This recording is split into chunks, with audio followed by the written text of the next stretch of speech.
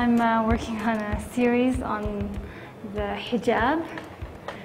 And this is part of this series. They're photographing the fulla dolls, which are like the Middle Eastern version of the Barbie doll, which I think is very, very cool that they finally have one, that is representative of a doll in the Middle East for girls to play with, as opposed to the blonde Barbie doll.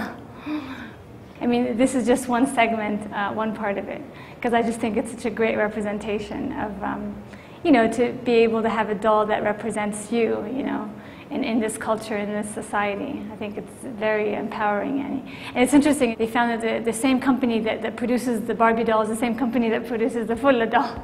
So anyways, I'll just plug this in.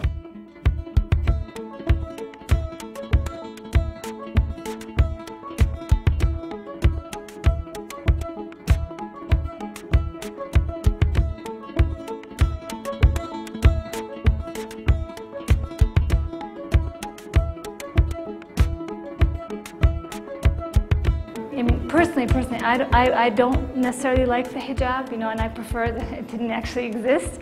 But I completely understand here how, as a woman, when you wear it, it's really like a shield, and it gives you freedom to move and to do the things you want to do.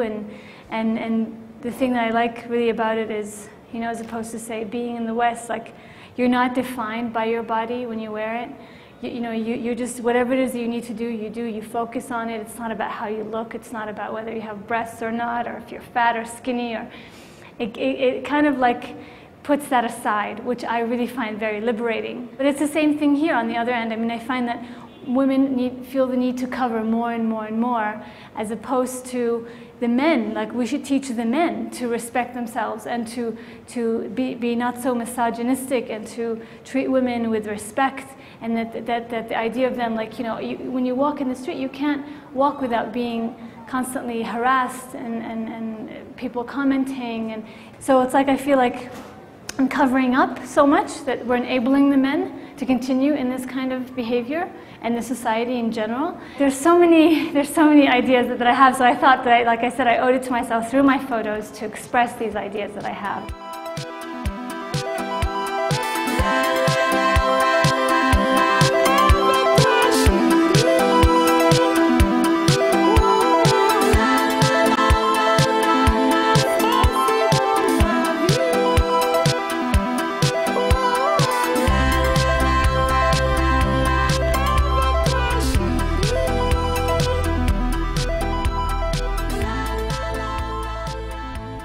Yeah, this is a part of the series, and it just has a, I always see the women in niqab, and sometimes I'm amazed how they can recognize each other. Or, and I was just wondering, can you, in terms of emotions, like, are you able to express emotions just like through your eyes, through the niqab, like whether it's happiness or joy or mad, or. So this is kind of like part of my experiment to see, can you actually know what expression somebody has when you only see their eyes. Here I attended a lecture by Nawal al-Sa'dawi. I don't know if you know, she's an Egyptian feminist and doctor, and she was giving a lecture, and she thought that, she said that women who cover, whether it's with this or niqab, and women who women who wear makeup and do their hair, and she finds that both, as far as she was concerned, are the same, because both are hiding their true, that when doing so and covering or putting on makeup, that you're covering your true self. So this was my translation of that, just using the same model, and having her, here she's just as she is, and then with her, wearing the niqab and then the hijab, and then being all made up. Chérie, je m'adresse à toi. Avec toi, chérie, la vie est belle.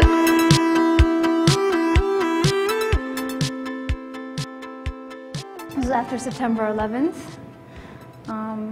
Is there a contradiction in being a Muslim and being an American? Can you be both? And the idea for me is, yes, you can. I mean, there's no reason why you couldn't.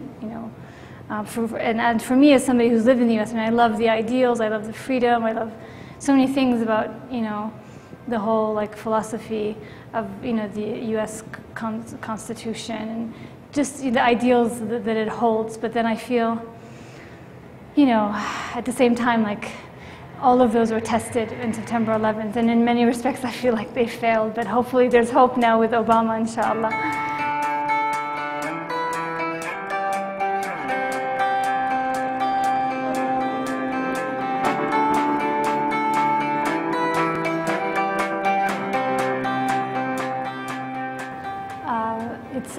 It's not hard, it's challenging, but I guess it is anywhere.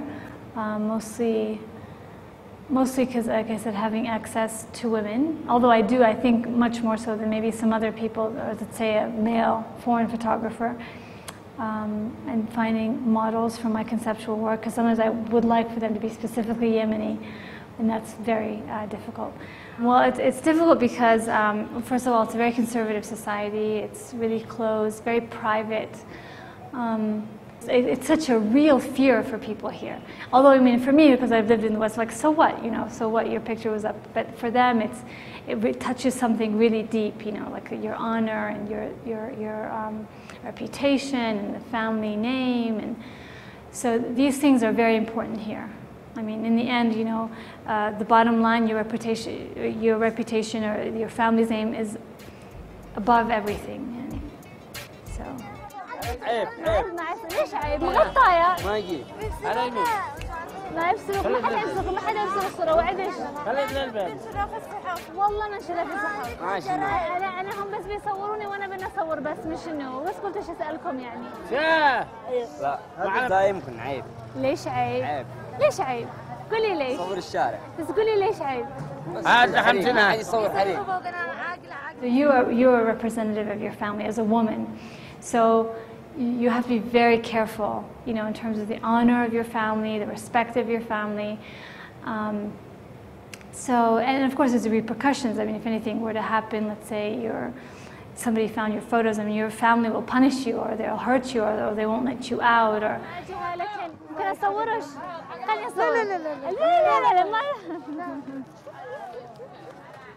طيب بسري اصور جاهلش من ورا بس مش انتي الجاهل بس تكفيت اللي بس جاهلش And then of course there's the religious aspect, that as a woman, I mean, there are people who strongly do believe that you should be completely covered, and no one except your immediate family, like your father, your uncle, your husband, your sons can see you, So there's also that real deep belief that as a woman you should be completely covered, and even like something like a woman's voice, it's considered the aura. I don't know how you would describe that in English. That it's like it's aib, it's not something that you should hear. I mean, even like, for example, let's say you're a woman, and you're in the market. Before they would call you a name of a man, because it's also aib to say the woman's name. I mean, it's so, this idea of women and respect and honor, it's very real here. It's real to the point that it's almost tangible, even though it's really not. And just because a woman is, either covered or is wearing all black, doesn't mean her brain is covered, There's some amazingly strong women and activists and politicians, women, who stand for something, and they're covered. It never, for them, it doesn't pose an impediment. It may the West may judge them based on what they wear, but they're so much more than that. The West sometimes just needs to look beyond the veil. The veil is just something that you wear, but what's inside is so much more. And really, I mean, if they knew more about our culture and more about our women, they would see a whole nother world. Because it's so easy to judge just from the outside. So.